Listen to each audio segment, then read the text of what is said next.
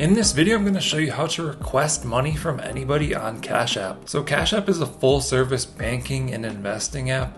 You have a cash balance, savings, Bitcoin, stocks. You can receive your paychecks here and do much more. And then there's also a card where you can spend your balance and get discounts. One of the main features though is you can send or receive money from your friends. So in order to request money from somebody, you're going to need to know their name or their cash tag. So to know your cash tag, you can tap the icon in the top right corner, and then it'll show your cash tag under your name there. So if you want to know someone else's cash tag, you can show them where to look. Next thing, to request money from them, you're going to want to type the amount that you want to request. So I'll just type $100, and then you can tap the request button in the bottom left of the screen.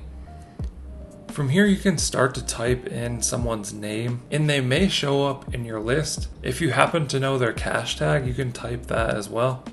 Just start with a money sign in front and type their name, and it'll give you a list of options. You can add a note if you like, and then you want to just tap on the checkbox next to their name.